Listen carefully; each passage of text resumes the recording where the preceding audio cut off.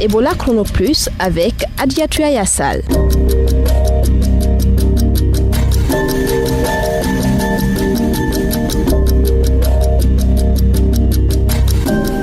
Vous écoutez Ebola Chrono Plus, bienvenue. En Guinée, plus de 4000 enfants risquent de souffrir de malnutrition chronique. Plus de détails dans un instant. À Forêt-Caria, comment maîtriser la chaîne de contamination? Nous en parlons dans cette émission. Et pour finir, l'invité du jour, le docteur Philippe Gretsch du CDC nous parlera du test de dépistage rapide du virus Ebola.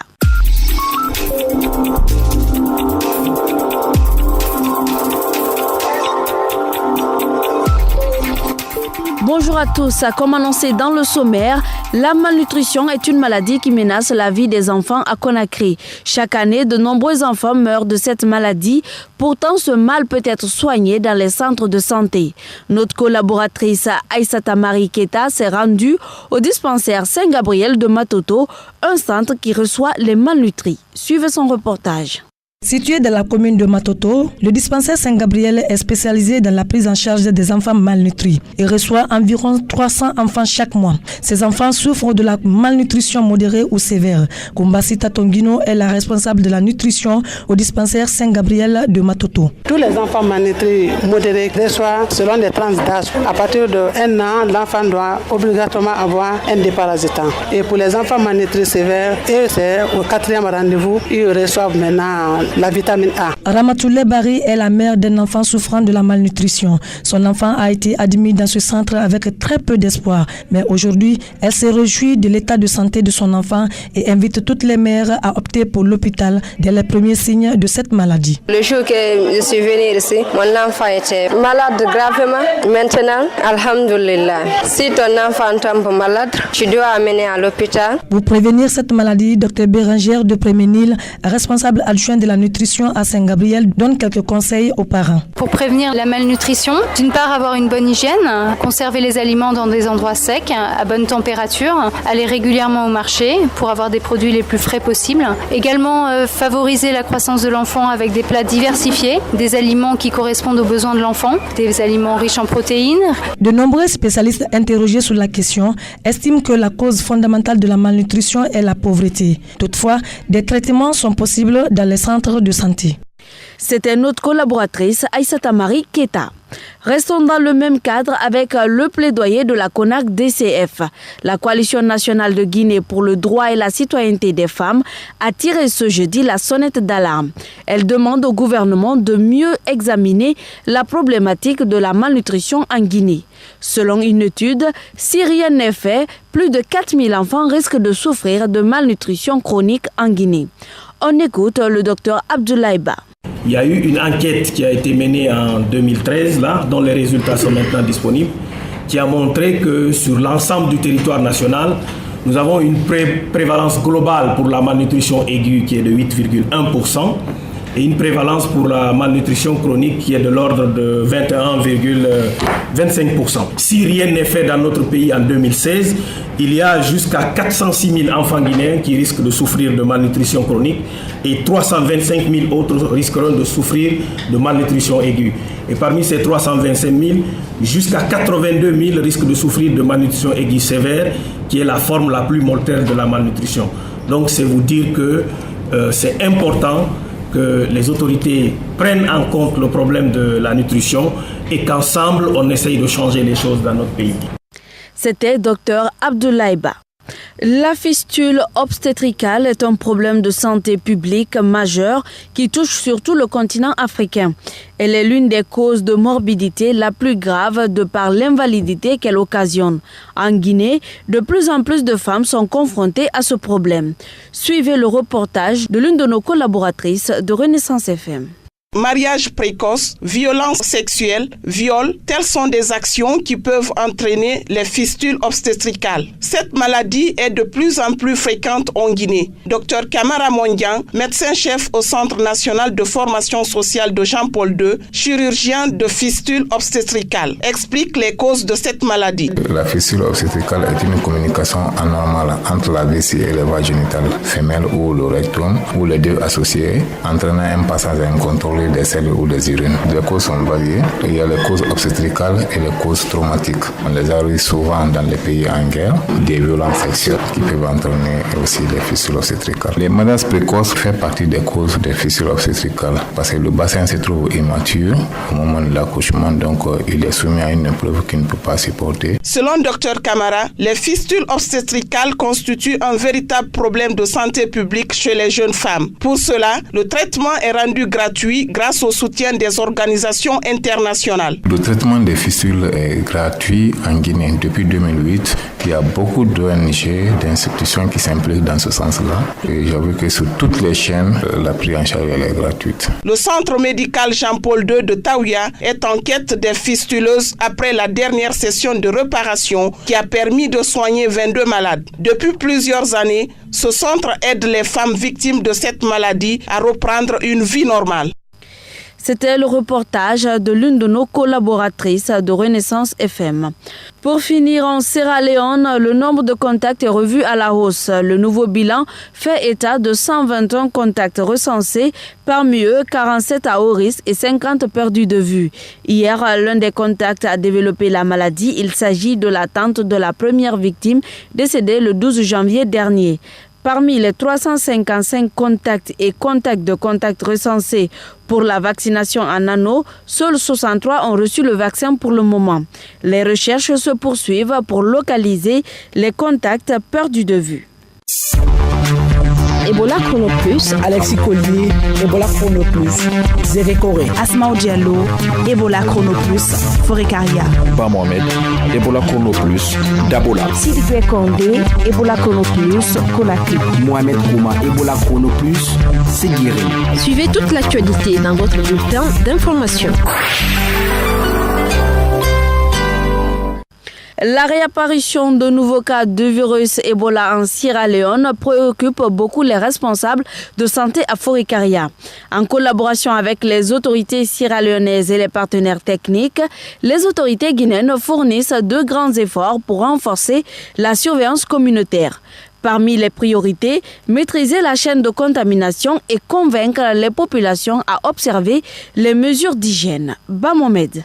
En moins de 10 jours, la Sierra Leone a enregistré 2 nouveaux cas d'Ebola. Ce qui, du coup, invite les autorités de ce pays à redoubler d'efforts dans la surveillance. Le Dr Cissé, directeur préfecture de la santé de Kambia en Sierra Leone, explique que ses équipes poursuivent les recherches pour retrouver les contacts perdus de vue dans son pays, ciblant les régions de Port-Loko et Tonkilili. Grave, l'un des contacts à haut risque a réussi à rentrer en Guinée sans être détecté par le dispositif de surveillance. Le docteur Sakoba Keita déplore la situation et s'inquiète. On a reçu l'information qu'il y a des contacts, surtout un dangereux qui est rentré en Guinée. Nos dispositifs n'ont pas pu le détecter. Et deuxièmement, il n'y a pas d'échantillon sur les corps des décès. Et il faudra qu'on obtienne aussi l'engagement des religieux, des guérisseurs comme avant. Pour l'OMS, l'Organisation mondiale de la santé, chaque citoyen doit être attentif, surtout dans la préfecture de Forécaria.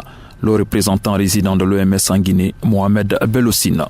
Ebola, transmission interhumaine est terminée. Des cas isolés peuvent ressurgir, donc nous devons garder la même vigilance que nous avions pendant l'épidémie. Cette vigilance, elle doit rester à ce niveau au moins pendant les prochains 90 jours pour que cette région qui est frontalière de la Sierra Leone ne soit pas surprise par une nouvelle désagréable. Mais dans les différentes localités de Forécaria, le respect des mesures d'hygiène n'est plus à l'ordre du jour. Le nouveau ministre de la Santé, le docteur Abdrahman Diallo, regrette l'abandon des bonnes habitudes. Il va sans dire qu'il y a un relâchement au niveau de l'application des mesures depuis l'annonce de la fin de l'épidémie en Guinée. Et aussi, il n'y a plus de prise de température de façon systématique. Donc il est très important que ces mesures soient appliquées strictement telles que recommandées par l'OMS. Après un nouveau recrutement, les agents communautaires vont mener la surveillance dans les différentes sous-préfectures à Fourikaria. Le lancement est prévu pour ce vendredi 16 janvier 2016.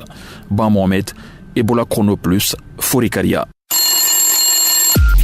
Pour toutes vos questions sur Ebola ou la santé, appelez-nous au 624 19 78 64. À présent, je vous propose de souffler en musique avec Fatoumata Kamisoko dans son titre « La Guinée ». Écoutez, on se retrouve juste après.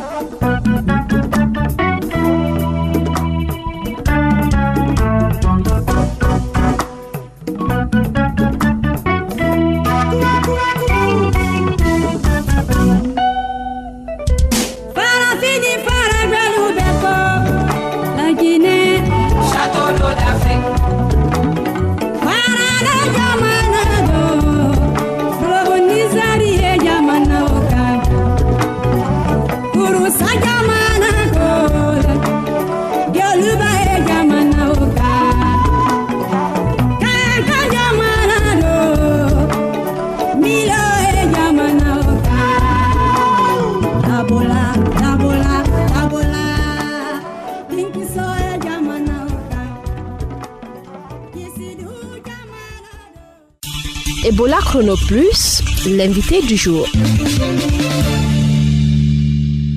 500 TDR, tests de dépistage rapide du virus Ebola, sont désormais disponibles pour la surveillance et le contrôle des cas suspects à Fourikaria. Ce dispositif a été livré par le CDC, Centre pour le contrôle et la prévention des maladies. Sur l'efficacité de ce dispositif, Ban Mohamed a rencontré le docteur Philippe Gretcha. Il est le responsable des TDR en Guinée. Le test est simple à faire. On peut le faire dans les laboratoires, dans les centres de santé, même les centres de santé sans l'eau, sans l'électricité. On peut former le personnel rapidement. Et le test, on peut avoir les résultats dans 30 minutes. Nous avons les autres tests pour le virus Ebola, mais les tests demandent que nous avons un labo bien équipé, avec une chaîne de froid, avec les gens bien formés, avec une machina. Machina veut dire quoi? Un instrument de labo qui coûte environ $20 000 pour faire les tests TDR sur place. Mais qu'est-ce qui prouve l'efficacité de TDR? On peut détecter entre 85 et 90% des gens avec le virus Ebola. Ça veut dire nous pouvons trouver plus qu'environ 10%. Comme le test est disponible et facile à utiliser, on peut utiliser ce test comme pour le dépistage, pour voir où est le virus. Est-ce que c'est la première fois qu'on utilise le TDR? Non, nous avons le TDR dans Guinée depuis avril l'année dernière, 2015. Alors, pour convaincre les citoyens que cet appareil est bon, qu'est-ce que vous allez leur dire par rapport au TDR? Premièrement, pour les gens qui sont morts dans la communauté ou l'hôpital, avec un test rapide comme le TDR, les gens au laboratoire dans les hôpitaux peuvent déterminer dans 30 minutes si le corps a le virus. Si le test est négatif, les gens peuvent remettre le corps à la famille immédiatement pour le funérail. Est-ce que le TDR est disponible partout en Guinée? Le TDR est disponible dans les zones actives, c'est-à-dire Conakry, Forakaria et dans les zones forestières. Il y a des préfectures qui sont censées être des zones chaudes et à Koya, il y a Dubrika. Pourquoi dans ces préfectures il n'y a pas TDR? Nous sommes en train de mettre le TDR dans ces zones aussi, mais à ce moment, nous avons choisi les 3 premières zones parce qu'à Forakaria et à Conakry, nous avons vu les derniers cas d'Ebola là. Et à la zone forestière, les préfectures là-bas sont côté de Sierra Leone et Libéria. On pense qu'on peut avoir une flambée là. Mais j'ai reçu un appel juste avant cette interview d'établir un programme à Koya. Mais notre stock de TDR est limité. Et ça, c'est pourquoi nous avons choisi uniquement les zones chaudes. Vous avez plus de 2000 TDR? Aujourd'hui, j'ai apporté 500 ici à Forakaria. Il y a 2500 dans le magasin et on va avoir une livraison la semaine prochaine de 2800. Et si on utilise le test dans les zones chaudes, on peut avoir assez pour l'épidémie. Est-ce que pour l'utiliser, c'est compliqué? Non, c'est simple. On a besoin d'un prélèvement de sang pour un drop. On peut faire un finger stick. Comment on réalise pour la goutte épaisse? On a besoin d'une petite quantité de sang. On met le test dans une tube de solution et dans 30 minutes, on a le résultat. Pour le corps, on swab la mucosa orale pour avoir un peu de fluide et on peut utiliser ce test comme ça. C'était Dr Philippe Gretcha du CDC, responsable des TDR, test dépistage rapide du virus Ebola. Ebola Chrono Plus, à vous la parole.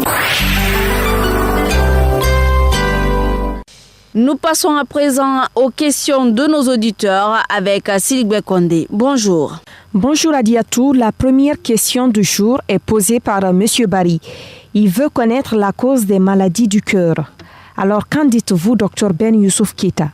Il y a 2 raisons qui font que vous avez mal au cœur. Il y a les raisons sentimentales, mais c'est passager. Maintenant, l'autre mot de cœur qui est dangereux, c'est quand vous avez un mode de vie qui n'est pas sain. Vous mangez n'importe comment, vous mangez beaucoup de graisse, vous ne faites pas de sport, vous mangez beaucoup de sel, et des causes génétiques. C'est-à-dire, un enfant qui naît avec une malformation cardiaque, là, immédiatement, le pédiatre le sait, le chirurgien prend en charge et c'est résolu. Écoutons cet autre citoyen que j'ai croisé à la sortie de l'hôpital Ignace Dina. C'est Barry Younoussa. Je trouvais que la plupart du temps, il y a des aliments qu'on vend à côté de la route, à l'hôpital. Donc l'hygiène n'est pas là. Donc c'est un cas qu'il faut beaucoup veiller parce qu'il y a des mouches qui s'y déposent et les gens viennent en mangeant ensemble. C'est ce qui m'intrigue beaucoup. Alors docteur, quels sont les risques que courent les consommateurs de ces aliments? En mangeant les aliments non couverts dans les rues, vous vous exposez à contracter des infections staphylococciques ou de tout genre. Imaginez-vous, quand un aliment n'est pas couvert, la poussière qui se dégage vient avec certains germes. Les mouches qui vont se balader un peu partout viennent déposer leurs œufs ou leurs pattes avec la souillure. Et évidemment, ça va apporter des microbes, des bactéries. Alors c'est pour cette raison, il n'est pas conseillé du tout de vendre les aliments dans la rue sans les protéger. Et il n'est pas conseillé de manger les aliments sans laver les mains. Pourquoi? Purement simplement parce que vous apportez des germes externes qui vont vous causer, en tout cas, des maladies diarrhéiques. C'était le Dr Ben Youssouf Keita, député à l'Assemblée nationale. Continuez à nous écrire au 624 19 78 64 pour nous poser toutes vos questions sur la santé. Merci de votre confiance. Merci Sidigbe. Ebola Chrono Plus, c'est fini pour aujourd'hui. La rédaction en chef était assurée par Afiou Amata, la technique Mamadou Kone, assistée par Kabine Sano et à la présentation Adiatou Yassala. Merci de votre attention et à la prochaine pour un nouveau numéro d'Ebola Chrono Plus.